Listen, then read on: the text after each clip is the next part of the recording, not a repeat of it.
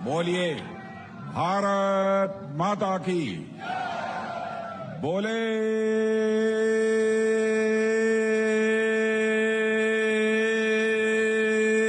सोनिया।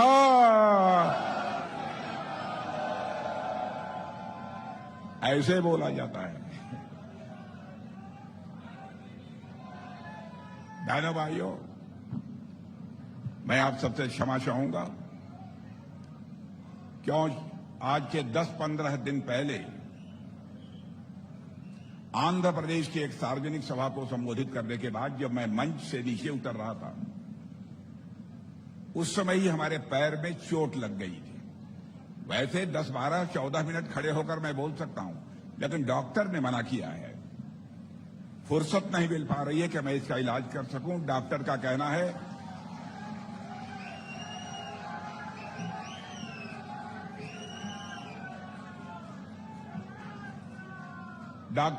है कि कम से कम 7 डेज, 7 दिन आप आराम करिए, नहीं तो ये जल्दी ठीक नहीं होगा। मैंने कहा कि जब तक तीसरी बार नरेंद्र मोदी जी भारत के प्रधानमंत्री नहीं बन जाएंगे, तब तक मैं भी बराबर बोलता ही रहूंगा, चलता ही रहूंगा, रुकूंगा नहीं।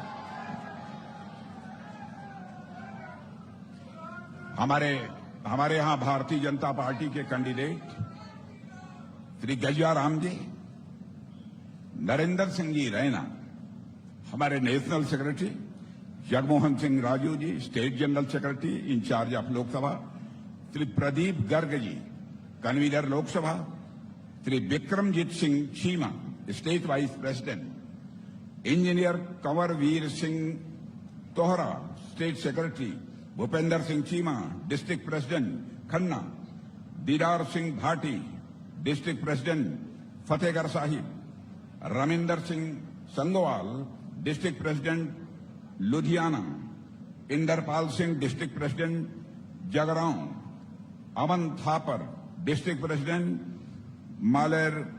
मालेरकोट Kotla, Gurdeep Singh Bhatti, convener Khanna, and Kirti Bhai Solanki, member of parliament Rajya Sabha. यहां मौजूद मेरे सम्मानित बहनों एवं भाइयों, आप लोगों ने बहुत ही गर्मजोशी के साथ स्वागत किया है, लेकिन आप जानते हैं भारत की परंपरा है और शिष्टाचार का तकाजा है। स्वागत, अभिनंदन, सलाम दुआ, सत श्री अकाल यह तरफा नहीं होना चाहिए। इसलिए मैं भी शीश झुकाकर आप सभी बहनों भाइयों का हार्दिक अभिनंदन करता हूं और आप सभी का मैं स्वागत करता हूं। बहनों भाइयों, जब भी मैं पंजाब आता हूं या पंजाब का नाम मुझे याद आता है, तो मुझे लगता है कि कोई हमसे पूछे कि पंजाब किसे कहते हैं, तो मैं इस नतीजे पर पहुंचता हूं कि यहां पर पराक्रम, बल, साहस, शौर्य और देशभक्ति का जिस धरती पर संगम होता है, उसे ही हम पंजाब कहते हैं। यह धरती गुरु नानक देव जी के धर्म, ज्ञान और यह दर्शन की धरती है। गुरु नानक देव जी को केवल भारत में ही लोग नहीं जानते, मेरे बहनों भाइयों, गुरु नानक देव जी को सारी दुनिया में लोग अच्छी तरह जानते हैं। गुरु गोविंद सिंह से लेकर अमर शहीद सरदार भगत सिंह जैसे अनगणित सूरवीर इस पंजाब की धरती पर जो है पैदा हुए हैं। पंजाब को यदि मैं कहूं कि यह हमारे गुरुओं की धरती है, वीरों की धरती है, इसके साथ ही साथ मैं कहना चाहूंगा कि हमारी यह पंजाब, यह हमारे किसानों की भी धरती है। मेरे बहनों भाइयों, गुरु नानक देव के आदेशों के अनुरूप ही हमारी सरकार ने बराबर देश की सेवा की है। हम बराबर इस बात का ध्यान रखते हैं कि हमारे गुरु नानक देव जी का आदेश क्या है। इसकी चिंता आजाद भारत के इतिहास में पहली बार किसी सरकार ने की है, तो मोदी जी के नेतृत्व की हम लोगों की सरकार ने की है। बहनों भाई, अब सरकार ने किया क्या है, मुझे लगता है आप सबको बहुत ज्यादा बतलाने की जरूरत नहीं है। आप सबको मालूम है, करतारपुर कॉरिडोर हमारी सरकार ने बनाया, हरमिंदर साहब ने। वहां से विदेशी चंदों पर रोक थी। इस रोक को भी यदि पहली बार किसी ने समाप्त किया है तो हमारी सरकार ने किया है। हमारे गुरुओं के प्रकाश पर्व को पूरी श्रद्धा के साथ केवल भारत में ही नहीं मनाया जाता है, बल्कि दुनिया के दूसरे देशों में भी यह प्रकाश पर्व मनाया जाता है। हमने साहिबजादों की स्मृति में 26 दिसंबर को वीर बाल दिवस के रूप में मनाने का फैसला किया तो हमारी सरकार ने किया है। मेरे बहनों भाई, सिख धर्म का सम्मान जितना भी किया जाए बहनों भाइयों, मैं कम मानता हूं। और मैं तो कहना चाहता हूं, सिख और हिंदू दोनों भाइयों को इस सच्चाई को समझ लेना चाहिए। यदि सिख समाज के लोगों ने अपना बलिदान न दिया होता बहनों भाइयों, तो शायद आज हमारी भारतीय संस्कृति जो हमारी है, इस हिंदुस्तान की वह शेष न बचती। इसलिए मैं कहता हूं कि भारत सदैव उनका ऋणी है। लेकिन यहां पर आम आदमी की पार्टी की सरकार है। आम आदमी की पार्टी की सरकार कैसा काम कर रही है, आप लोगों को ज्यादा बतलाने की जरूरत मुझे नहीं है। दिल्ली में भी आम आदमी की पार्टी की सरकार है, लेकिन आम आदमी पार्टी के नेता शराब घोटाले के मामले में जेल चले गए। बहनों भाइयों, भारत का इतिहास है और मैं यह मानता हूं, किसी भी लीडर के अंदर यह मॉरल करेज होना चाहिए, नैतिक साहस होना चाहिए। अपनी पब्लिक लाइफ में एक बार भी कोई आरोप लग जाता है, कोई एलिगेशन लग जाता है, तो डंके की चोट पर उसे अपने पोस्ट से त्याग पत्र दे देना चाहिए और कहना चाहिए कि जब तक मैं आरोप मुक्त नहीं हो जाऊंगा, तब तक मैं किसी भी सूरत में अपने पद को स्वीकार नहीं करूंगा। यह होती है मॉरलिटी, यह होती है नैतिकता। लेकिन आम आदमी पार्टी के नेता केजरीवाल जी शराब घोटाले के मामले में जेल चले गए। उसके बाद भी कहते हैं कि हम अब मुख्यमंत्री की कुर्सी पर बने रहेंगे। बहनों भाइयों, कहते हैं कि हम जेल के अंदर से काम करेंगे।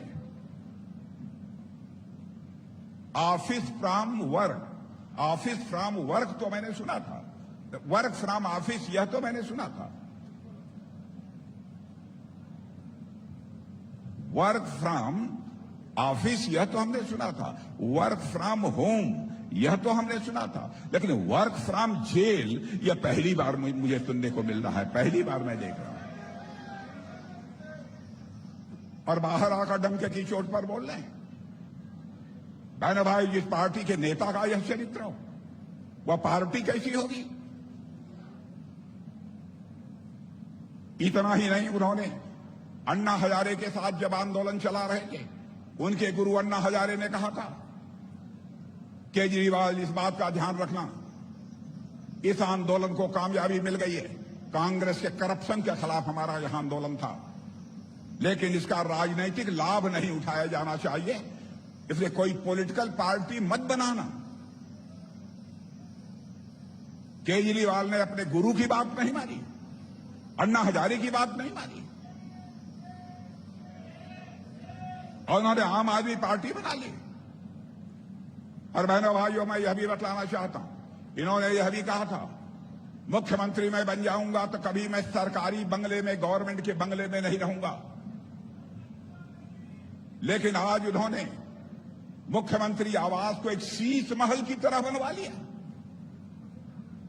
जनता की गाढ़ी कमाई, करोड़ों रुपए लगा दी उसमें।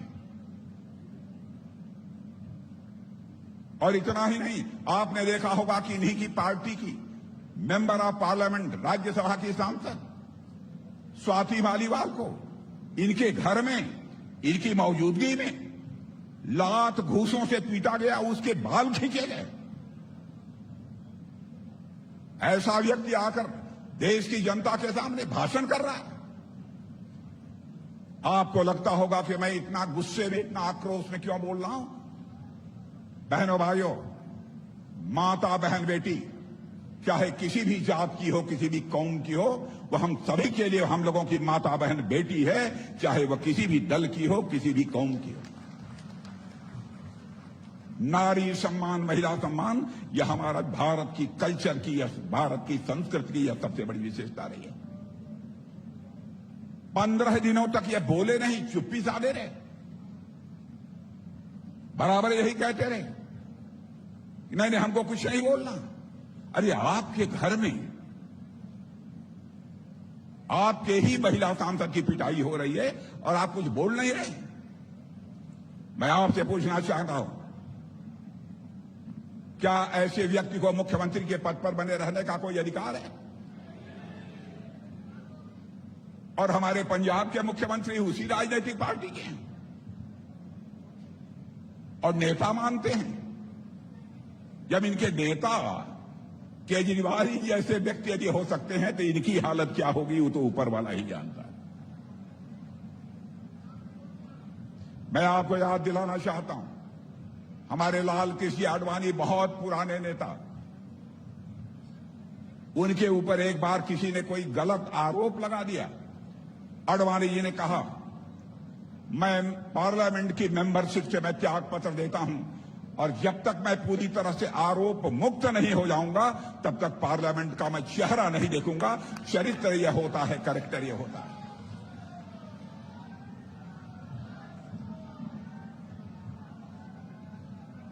ये लोग भ्रष्टाचार को समाप्त करने की बात करते हैं। इसलिए मैं कहना चाहता हूं बहनों भाइयों, आपको बहुत सोच समझकर इस समय फैसला करना है। जहां तक हमारी सरकार का प्रश्न है, मैं प्रेस के दोस्तों से भी कहना चाहता हूं, हमारी कोई बात गलत हो,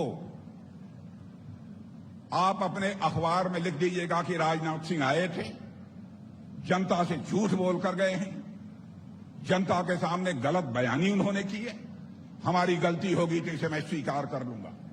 और यह बात मैं बहनों भाइयों इसलिए कह रहा हूं कि जिंदगी में हमने राजनीति की है तो जनता की आंखों में धूल झोंक कर राजनीति नहीं की है, जनता की आंखों में आंख डालकर राजनीति की है। इसलिए मैं कह रहा हूं,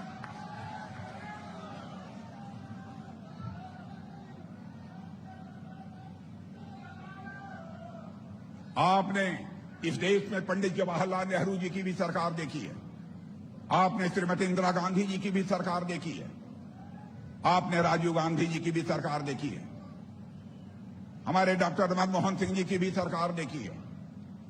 बहनों भाइयों, मैं किसी प्रधानमंत्री की आलोचना नहीं करता हूं, किसी प्रधानमंत्री को मैं कभी क्रिटिसाइज नहीं करता हूं, चाहे वह किसी पॉलिटिकल पार्टी का हो, क्योंकि मैं मानता हूं प्राइम मिनिस्टर होता है, प्रधानमंत्री प्रधानमंत्री होता है।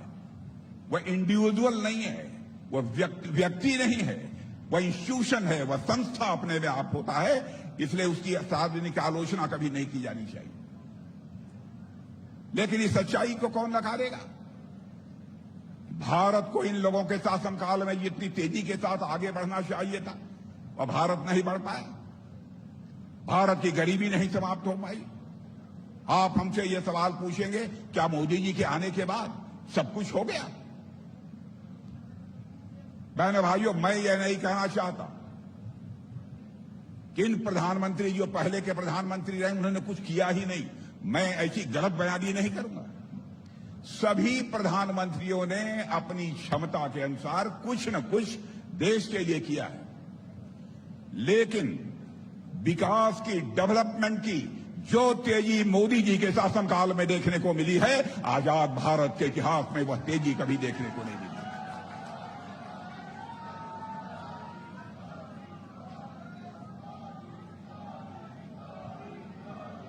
और आज हम कह सकते हैं नई सोच के साथ नए भारत का निर्माण होते हुए केवल हम भारतवासी ही नहीं देख रहे हैं, सारी दुनिया के लोग देख रहे हैं।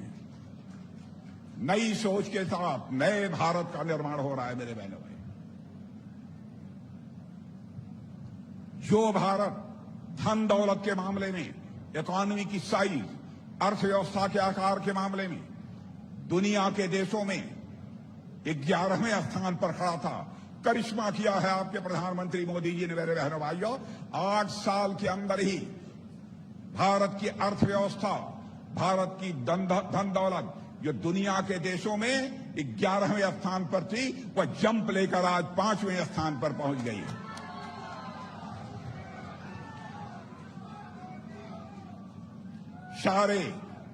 सारे दुनिया के इकोनॉमिस्ट, सारी दुनिया की मानी जानी फाइनेंशियल फर्म्स इस बात का दावा कर रही हैं कि साहब दुनिया में सर्वाधिक तेजी से आगे बढ़ने वाली इकोनॉमी, सर्वाधिक तेजी से आगे बढ़ने वाली अर्थव्यवस्था दुनिया के किसी देश की है तो अब भारत की है। और भारत यदि ऐसे ही आगे बढ़ता रहा, भारत ऐसे ही आगे बढ़ता रहा, अब बढ़ता रहेगा, तो 2027 यानी 2027 आते आते 2.5-3 वर्षों में हमारा भारत, मेरे बहनों भाइयों, दुनिया की टॉप 3 कंट्रीज में आकर खड़ा हो जाएगा। एक अमेरिका होगा, दूसरा चाइना होगा, तीसरा दुनिया का देश यदि कोई होगा तो भारत होगा। क्या इसकी कल्पना कभी कोई कर सकता था?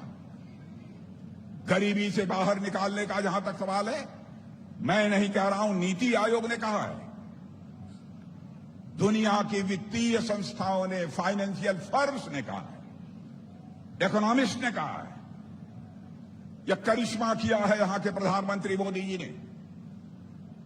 8 वर्षों के अंदर ही भारत में 25 करोड़ लोगों को गरीबी रेखा से बाहर करने में उन्होंने कामयाबी हासिल की। बहनों भाइयों, हमारी कोई छोटी उपलब्धि नहीं है। यह किसानों का प्रदेश है। मैं भी किसान का ही बेटा हूं। बहनों भाइयों, किसानों का जहां तक सवाल है,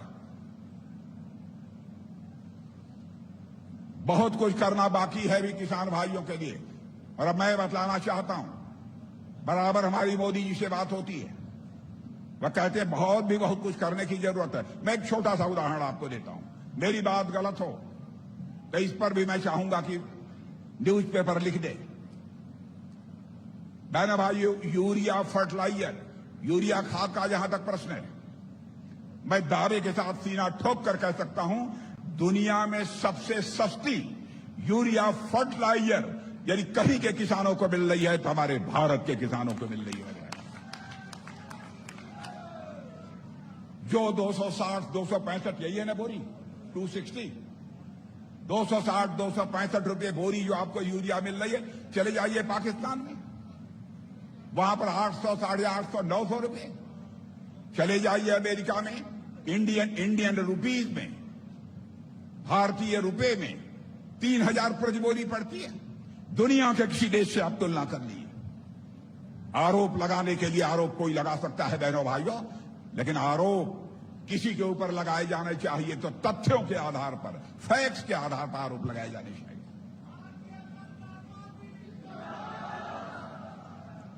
पहली बार अपनी छोटी मोटी जरूरतों को हमारा गरीब किसान भाई पूरा कर सके, प्रधानमंत्री किसान सम्मान निधि के अंतर्गत 6,000 रुपए यह मुहैया कराने का काम भी हमारे प्रधानमंत्री ने किया। पहले यदि प्रधानमंत्री रहे होते तो 6,000 रुपया 6,000 वहां से चलता तो शायद 1,000 रुपया आपकी जेब में पहुंच पाता, 5,000 करप्शन की भेंट चढ़ जाती। ऐसे कई कदम हैं। मैं बहुत लंबा इस संबंध में भाषण नहीं करना चाहता, लेकिन हमारी सरकार का संकल्प है, किसानों को और ताकतवर बनाने की जरूरत है, किसानों को और मजबूत बनाने की जरूरत है, क्योंकि यह किसान का बेटा ही। मैं रक्षा मंत्री हूं, सीमाओं पर जाता हूं बहनों भाइयों, दुश्मनों का मुकाबला सीने का बटन खोलकर, जोखिम उठाकर करता कोई है तो हमारे किसानों का बहादुर नौजवान बेटा ही करता है बहनों भाई। और पंजाब की धरती ये बहादुरों की धरती है। आपने कभी देखा होगा टेलीविजन के पर्दे पर, जब भी मैं सीमा पर जाता हूं नौजवानों से भेंट होती है। अब बहनों भाइयों सच बतलाऊं, जब मैं पगड़ी बांधे हुए और लंबे लंबे लोगों को मैं देखता हूं तो मैं जवानों को नारे लगाने के लिए केवल नहीं कहता हूं, मैं भी बोलता हूं, बोले सो निहाल। उनको देखकर मेरा भी सीना चौड़ा होता है। भारत की सीमाओं की रक्षा भी पूरी ताकत पूरी मजबूती के साथ उनके द्वारा की जा रही है। भारत के बारे में आपको आश्चर्य होगा, अमेरिका जो दुनिया का सबसे धनवान देश माना जाता है, वहां के एम्बेसडर, मैं नौजवानों से कहूंगा आप अपने नेट पर जाइए, देख लीजिए, वहां के एम्बेसडर ने कहा कि यदि फ्यूचर देखना चाहते हो, अंग्रेजी में कहा था, अंग्रेजी में बोलने के बाद मैं उसको हिंदी में आपको बतलाऊंगा। उन्होंने कहा, if you want to see the future come to India, यदि भविष्य देखना चाहते हो तो भारत में आओ। अमेरिका के एम्बेसडर मिस्टर गारसेटी ने कहा, दूसरा सेंटेंस यह था कि if you want to realise the future come to India, यदि आप भविष्य महसूस करना चाहते हो तो भारत आओ। अमेरिका के एम्बेसडर ने यह भी कहा है, if you want to work on future, यदि भविष्य पर यदि काम करना चाहते हो, कहीं मत जाओ, कम टू इंडिया, भारत आओ। यह भारत के बारे में सारी दुनिया में धारणा बनी है।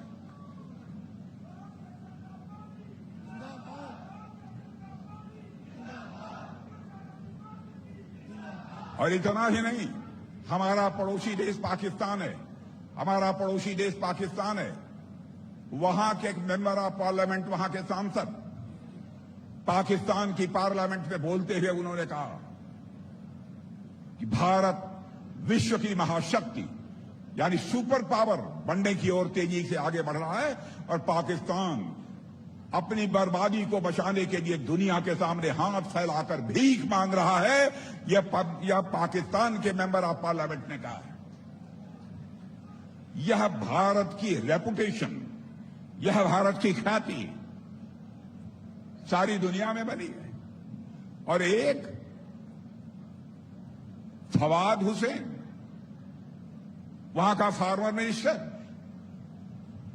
वह कहता है कि पुलवामा में जो मारे गए थे भारत के सुरक्षा के जवान, वह पाकिस्तान ने कराया था, हम लोगों ने कराया था। और वही व्यक्ति हमारे आपके नेता केजरीवाल जी की तारीफ कर रहा है, कांग्रेस के नेता राजीव गांधी की तारीफ कर रहा है, कह रहा राजीव ऑन फायर। मैं आपसे पूछना चाहता हूं बहनों भाइयों, क्या ऐसे लोगों को आप स्वीकार करेंगे?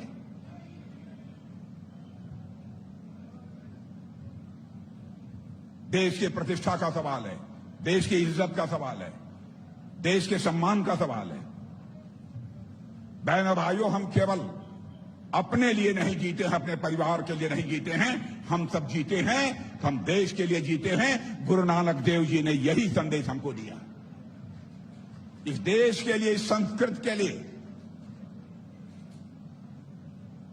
गुरु जी के 2 बच्चे बलिदान हुए, ऐसे पता नहीं कितने लोगों ने बलिदान दिया। भारत इसे कभी नहीं भूल सकता है। और मेरे बहनों भाइयों, भारत अब एक कमजोर भारत नहीं रहा है, भारत एक ताकतवर भारत बनता जा रहा है। पहले जोश आता था, वो भारत की ओर आंख दिखा देता था। वैसे हमारे भारत की परंपरा यही रही है कि हम दुनिया के किसी देश को आंख नहीं दिखाते हैं, लेकिन यदि कोई हमको आंख दिखाने की कोशिश करेगा तो भारत के अंदर वह ताकत पैदा हो गई है मेरे बहनों भाइयों, उसका मुंह तोड़ जवाब हम दे सकते हैं। यह भारत के अंदर ताकत है।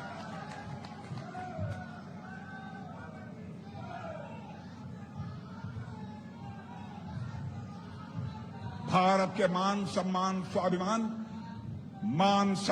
स्वाभिमान पर कभी भी हमारी सरकार चोट नहीं पहुंचने देगी। बहनों भाइयों, मैं आपको यकीन दिलाना चाहता हूं, मान सम्मान स्वाभिमान यह मनुष्य के हृदय की सबसे स्ट्रांग फीलिंग, सबसे बलवती भावना होती है। इस पर हम किसी भी सूरत में चोट नहीं पहुंचने देंगे। बहुत सारी चीजें हैं जो बहुत देर तक आपके सामने की जा सकती हैं। हम सरकार ने किया है क्या? बहुत सारी ऐसी चीजें हमको लिख कर दिया है लोगों ने, क्या क्या किया है, मैं उसकी चर्चा नहीं करना चाहता। जो भी हमारी सरकार ने किया होगा वह आप सबको अच्छी तरह इस बात की जानकारी होगी। यहां पर वंदे मातरम जो वंदे भारत ट्रेन, इसका भी सिलसिला शुरू हुआ है। और क्या क्या चीजें हैं। वंदे भारत ट्रेन, बहुत सारे विकास के कार्य हुए हैं। अब फ्रेट कॉरिडोर बनाया है, बहुत सारे ऐसे काम हुए। लेकिन अब काम अपनी जगह पर है। आपसे यदि मैं वोट मांगने आया हूं बहनों भाइयों, तो भारत का मस्तक सारी दुनिया में ऊंचा करने के लिए आपका समर्थन मांगने आया हूं, और किसी दूसरी चीज के लिए आपका समर्थन मांगने नहीं आया।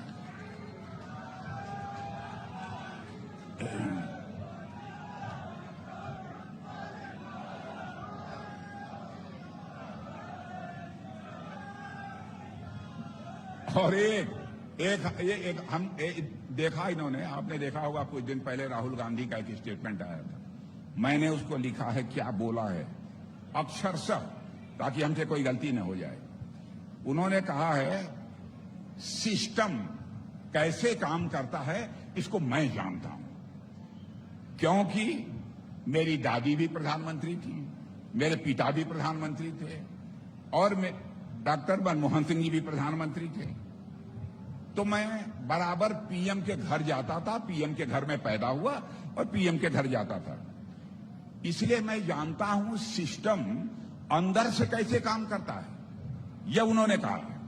मैं आपको बता सकता हूं, मैंने राहुल जी कह रहे हैं कि मैं आपको बता सकता हूं कि यह सिस्टम छोटी, माने जिनको छोटी, हम किसी को छोटी और निचली जात नहीं मानते, लेकिन उन्होंने कहा है जो निचली जातियों के खिलाफ है, गंभीर रूप से खिलाफ है और हर स्तर पर खिलाफ है। मुझे लगता है कि उन्होंने कांग्रेस सरकार की सच्चाई रख दी कि कांग्रेस सरकार ने जो सिस्टम बनाया था वह इस देश के गरीबों के खिलाफ था। बहनों भाइयों, हमारे जो अनुसूचित वर्ग के लोग हैं उनके खिलाफ था, और पिछड़े वर्ग के जो लोग हैं उनके खिलाफ था। इस सच्चाई को उन्होंने स्वीकार कर लिया। और वह कहते हैं, और भी बहुत सारे तर्क देते हैं। अब पता नहीं वो बेचारे बोलते क्या हैं, समझते क्या हैं, या तो हम जैसे लोगों की समझ के बाहर है। क्या है? अरे नहीं, ये नहीं कहना चाहिए। तो बहनों भाइयों,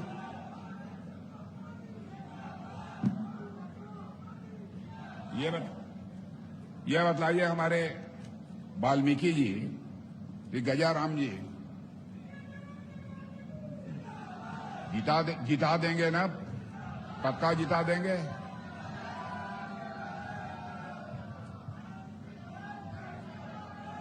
मैं गजाराम जी जब बोल रहे थे तो मैं सुन रहा था। मैंने आपसे पूछा कि ये बतलाओ भैया कि गजाराम जी क्या करते थे। इन्होंने कहा कि यूनियन के लीडर थे।